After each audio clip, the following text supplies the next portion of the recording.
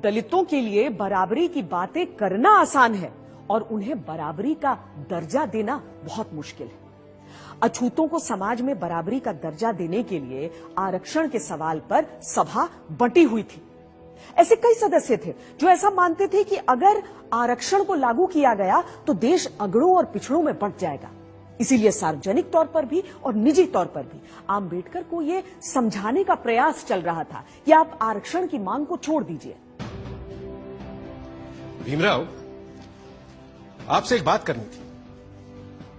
जी बोलिए। आपने तो देखा ही है सभा में कितने लोग सरकारी नौकरियों में आरक्षण का विरोध कर रहे हैं।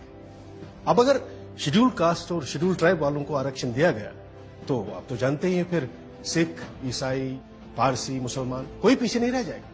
हाँ, मगर सिख, ईसाई, पारसी, मुसलमान या किसी और का मुकाबला अनुसूचित जनजातियों के साथ नहीं हो सकता।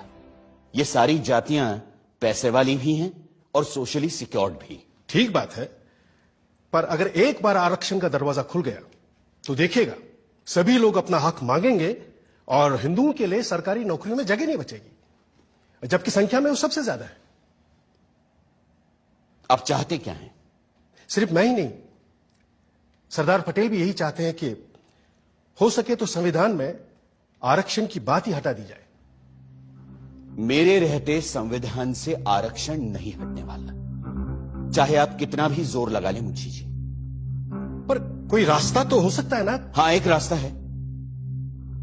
मैं ही हट जाता हूं संविधान की ड्राफ्टिंग कमेटी से। अरे फिर आप लोग जैसा चाहें वैसा संविधान बना लीजिएगा। सुनिए भीमराव, भीमराव सुनिए तो। डॉक्टर आंबेडकर को लगा कि जिन दलितों की लड़ाई वो लड़ रहे हैं, अगर उनको ही जीने का अधिकार नहीं दिला पाए तो फिर संविधान सभा में रहने का फायदा क्या है। आंबेडकर ने न सिर्फ संविधान बनाने के काम से खुद को अलग कर लिया, बल्कि ये भी इशारा कर दिया कि वो न सिर्फ ड्राफ्टिंग कमेटी बल्कि कानून मंत्री के पद से भी इस्तीफा दे देंगे।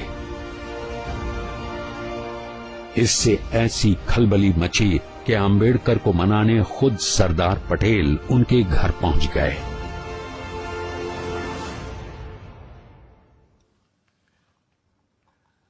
मुंशी जी की बातों से आप नाराज हो गए भीमराव? लेकिन वो तो आपकी बात लेकर आए थे मेरे पास, इसीलिए मैंने कहा कि मैं ही ड्राफ्टिंग कमेटी से हट जाता हूं। आप तो जानते हैं कांग्रेस क्या पूरे भारत में दूसरा और कोई है ही नहीं जो हमारे संविधान को आकार दे सके। खुद बापू भी यही कहा करते थे। लेकिन आप उनकी बात मानते कहां हैं पटेल जी? गांधी जी पिछड़ों को रिजर्वेशन देने की मेरी तजवीज से सहमत थे।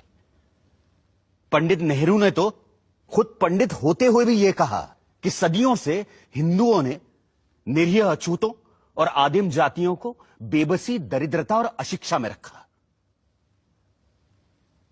फिर अगर हमें उन्हें सबके साथ बराबर लाना है तो हमें उन्हें स्पेशल ट्रीटमेंट देना ही होगा। आपकी बात सही है, पर आप तो जानते हैं कि बड़े पदों पर हम मेरिट के आधार पर ही लोगों को ले पाएंगे। तो फिर क्लर्कों की नौकरी के लिए इतना बड़ा जोखिम उठाना? जोखिम? मुझे तो इसमें कोई खतरा नजर नहीं आता। खतरा यह है कि अगर हमने एक विशेष वर्ग को आरक्षण दे दिया तो बाकी के लोग भी आरक्षण की मांग करेंगे और भारत भर में जातिवाद का ये जहर फैलता जाएगा। जहर तो हमने पिया है सदियों से और फिर भी हम जिंदा हैं। रीढ़ की हड्डी तोड़ डाली आप लोगों ने हमारी, फिर भी हम लोग खड़े हैं। अरे एक बार हमें अपने बराबर आने का मौका तो दीजिए पटेल जी, फिर देखिए कैसे हम आगे निकल जाते हैं। और यह काम बिना आरक्षण के नहीं होगा।